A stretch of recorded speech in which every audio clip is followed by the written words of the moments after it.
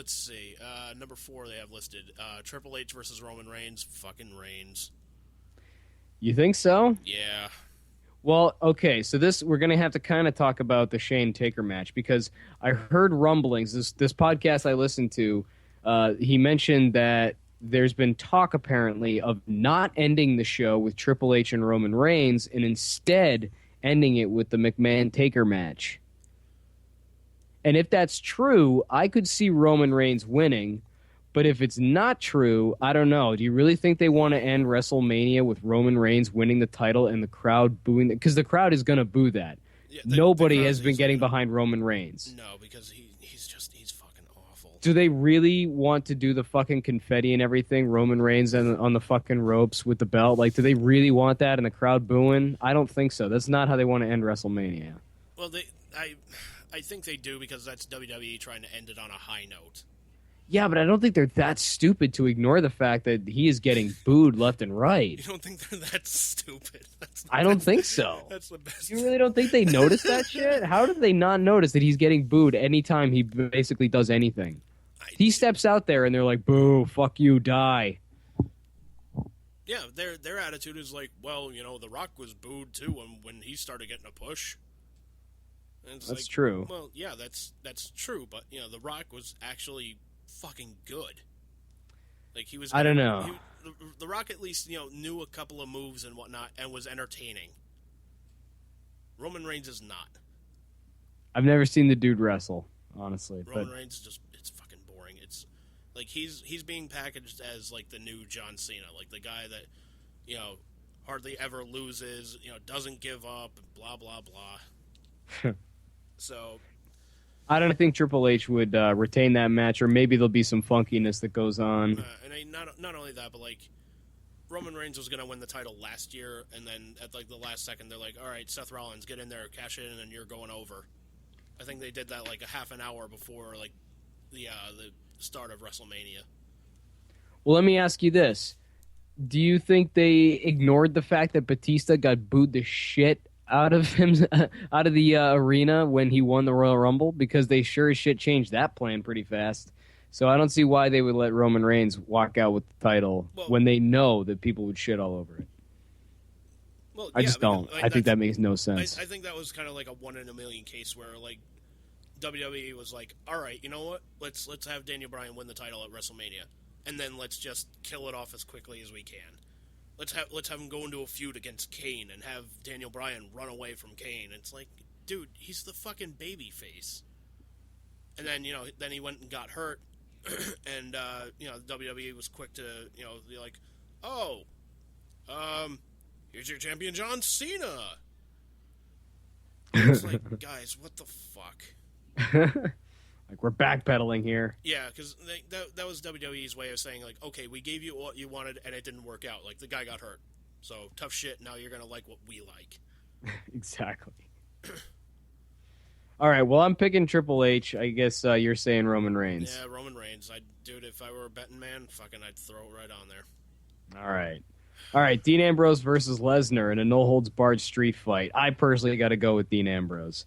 I know Lesnar's a tough son of a bitch and he doesn't lose a lot, but I don't know, there's been a lot of hype with this Ambrose getting the fucking bat from Foley and the chainsaw from Funk and shit like that, and the whole thing with the steps to the wrestling ring. Like, I don't know. I think he's going to take it. I think Lesnar's going to take it. Why do you think that? Because, how are you going to have, like, Brock Lesnar pretty much manhandle The Undertaker at WrestleMania, like, The Undertaker's yard and whatnot? Brock Lesnar is a beast and blah, blah, blah, blah, blah, and then you're going to have him lose to Dean Ambrose at WrestleMania. It's like, that doesn't really bode too well for, this beast that you've been building up. That's true, but this is a no-holds-barred fight, unlike the match with the Taker that Brock had. Yeah, still, like, you could also Taker couldn't hit him with a fucking chainsaw, or vice versa, you know? Very true. But you also, you could also have Paul Heyman, come around with a kendo stick, smack fucking Ambrose, give Brock a second to fucking, collect himself, and then boom, F5. Done. I suppose. Done. Someone might run in to help Dean, though. Maybe one of his former Shield brethren. Doubt it. You don't think so? I doubt it. I don't know. I would really like to see Ambrose win it. I think that'd be cool. I'd like to see Ambrose win it, but if we're going by like who we think is going to win, it's going to be Lesnar. Well, I still think that Ambrose is going to win. I don't know why, I don't know how, but I think he's going to come on top somehow. Well, that's good for you, man. Sticking to your guns like that. Awesome. Yeah. Awesome. All right, here's probably one of the most controversial ones of the night, and definitely probably where I think probably going to be the most controversial between us. Shane McMahon versus The Undertaker. And the Hell in a Cell match. Now, Wiki's got this a little fucky in their description, but they say, Hell in a Cell match, if Shane wins, he will get control of Raw, and Undertaker will barred from competing at WrestleMania. I thought that the stipulation was that if Shane wins, he gets control of Raw, yes, but that if Undertaker lost, that he was done, like done, like career over. I thought it was a career match for Undertaker. That pretty much is. Like, when's the last time he wrestled anywhere but WrestleMania? That's true. That's a good point. So, I mean, Vince McMahon even pretty much announced that on Raw, I think it was like a week or two ago. But, I mean, there's been a lot of speculation that this could be Taker's last match, which is why I could see him going out on his back. But the fact that they're specific to the point of saying competing at WrestleMania, like, just because he only performs once a year, and yes, it's been at WrestleMania, it doesn't mean he can't pop into, like, Survivor Series where he debuted and maybe do a final match there. Yeah, but I mean, a guy like Undertaker, you want him going out at WrestleMania, like, you know, that you do. Like that's like his event, so to speak. That's true. You know, so sad to say, I think Shane McMahon's winning this one. I think so too. Wow, that's surprising. I didn't think we were going to agree, but yeah, I think Shane McMahon is going to win this one. You know, Shane McMahon's going to win it. He's going to leave the ring and whatnot. There's going to be the Undertaker just like sitting in the ring. He's going to do that. You know, he's probably going to get up to the ramp and whatnot, do that whole like get down on one knee fucking tribute thing. There's his goodbye. And then we probably won't see him until next year at WrestleMania where he gets inducted into the Hall of Fame. Yeah. And then, so that leads us to the next question of if you think Shane wins, what is that going to mean for WWE if he gets control of Raw? Do you think it's going to mean anything, or I don't know. Do you think shit's going to change? No. No? No. What about all this talk about, saying the product is stale and shit like that? You don't think that's going to amount to anything? No, that's just to get the fans on his side to, cheer for him and whatnot. Like, oh my God, he's back. This is going to be great. But it's like, character-wise, like, it's still a McMahon. Like, it's just, a slightly younger McMahon? Yeah, it's like, it's still a slightly younger McMahon, but it's like, you know what, man? It's the same shit's going to happen. I don't know. I kind of like to think that maybe they will do something different. They're kind of due for it. And I don't know if you heard, but the rumor is they're going to split the brands between Raw and SmackDown and have them as their own separate things. And I'm just like, great. There we go. And not that it was really great before. I mean, it was kind of... I didn't like it personally. It wasn't, but it's, But maybe doing something else to it, too, to make it different. I don't know, like changing the looks of the sets and something. I don't know. Maybe. I don't know. But might be kind of nice. Or maybe ending the PG era would be kind of cool. It would be, but, they're not going to do that. They got sponsors. Not that we have to go back to Attitude, but, I mean, just at least not PG. Yeah. Did you hear about the shit with the Samoa Joe match at the NXT pay-per-view thing that they did? I didn't hear about that. No, what happened? Oh, man, so Samoa Joe was in a match with, I forget who. Finn Balor. Huh? Finn Balor. Was it Finn Balor? Yeah, it was Finn Balor. Okay, so he accidentally got cut underneath his eye, completely, by accident, and he starts bleeding actually kind of a lot. And so this is happening, he's bleeding, and some fucking referee or whatever gets in there and tries to, like, wipe the shit off of his face, like Samoa Joe even like pushing him away and shit like that, and the crowd gets so pissed because like apparently it was a really great match up to that point, and this fucking asshole coming in and trying to wipe off Samoa Joe's face was completely ruining the momentum of the match. So the crowd starts shouting "fuck PG, fuck PG." Yeah. So that's pretty awesome. Yeah, that's pretty awesome. Like the crowd knows what's up. Yeah. So I mean, that's kind of like WWE's attitude. Like if there's blood, like they stop the fucking match to try and stop the blood. If they can't stop the blood within reasonable time, they're like, oh, what, the match is done. The match is done. It's so dumb. It really is. So dumb. Oh, we have sponsors. Think of the sponsors, and we have children watching. It's like, what, kids don't? Do they not remember the '90s when that was technically PG and like cartoon era, and there was blood then occasionally. Yeah. Because, I mean, sometimes it was like, a blade job, but sometimes you get busted open by accident. Yeah, like, dude, one of their most iconic WrestleMania moments was Stone Cold Steve Austin bleeding from his forehead while he's in the sharpshooter. Granted, that was during the Attitude Era, but yes. No, that was before the Attitude Era, technically. Oh, yeah, true. That was sort of like the very, very start of it. Yeah. But, I mean, it was such an iconic... Like, they made a fucking T-shirt out of it. Yeah. It's an iconic moment. Like, that image of Austin bleeding, like, that crimson mask. Not giving up. Yeah. John Cena-ing before there was a John Cena. Yeah. Oh, Hulk Hogan-ing. Yeah, true. Anyways, moving on. Moving on. Yeah, I was going to say, we got a card to talk about here.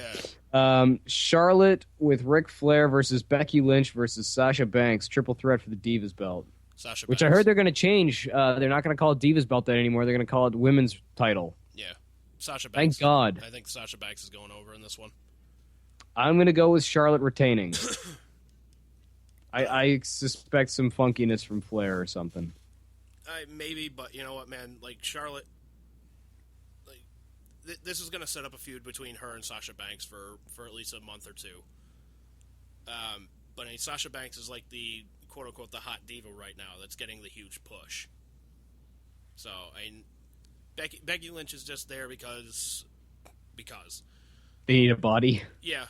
Well, we need to make this interesting. It's like, well, fuck, here we go. So, I'm thinking Sasha Banks goes over. All right, I'm sticking with Charlotte. All right. Hopefully you're writing these down so we can see, like, how we did. No, I'm not. Oh, shit. But I'll remember. I'll go back and I'll write it down. If not, we can always come back and listen to this shit. All right, yeah, This kind of is writing it down, isn't it? In a sense, yes.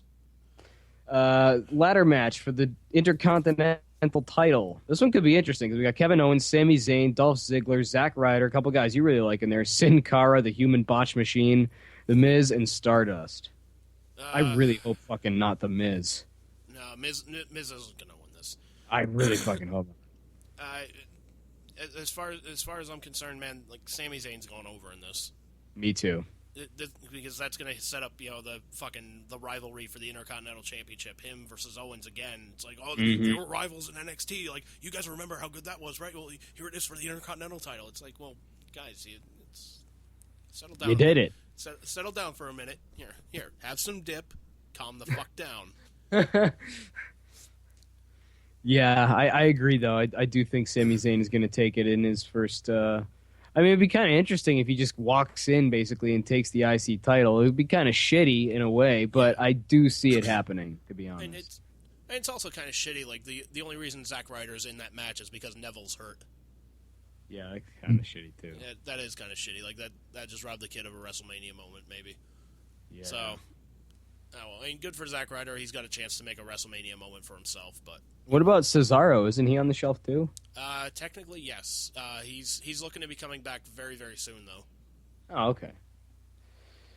AJ Styles versus Jericho. Styles. In what will hopefully be the blow-off. Styles. Yeah. Well, yeah, I think Styles. Do you think this is going to be Jericho's last match or no? Last match ever? No. Yeah, no? No. You don't think he's done yet? No, I think he's going to be under contract for a little while longer. Like, Fozzy isn't going to be recording any new material until, like, later on this year, maybe, like, early next year. So, he's going to be under contract for a little while. And, I mean, this is basically what Jericho's being brought in to do to up the new talent and whatnot. Yeah. Basically do the JOB. Case in point, Fandango. Remember that shit? Oh, yeah. Speaking of, he's involved in the Andre the Giant Memorial Battle Royal. Yeah, that's great. He's not going to win. The announced participants, according to Wiki, are Heath Slater, Curtis Axel, Adam Rose, Bo Dallas, The Big Show, who, if I understand correctly, is a previous winner and runner-up. Yeah, he won it last year. Kane, Tyler Breeze, Mark Henry, Jack Swagger, your buddy Fandango, Damian Sandow, Darren Young, Connor with a K, Victor with a K, Goldust, and R-Truth. Now, you gotta, like I said, you gotta figure there's gonna be some surprises in there. Like maybe maybe the Bullet Club or some more members of the Bullet Club coming in, perhaps. I don't think so. You don't think so? I don't think so. Maybe some NXT guys coming up. Maybe Samoa Joe. Maybe Samoa Joe. Maybe, I don't know. But as far as that goes, I'm gonna say, you know what, Braun Strowman, winner. You think so? Big guy? Yeah, he's winning. I'm going to go with the Big Show. Nah, because he won it last year, dude.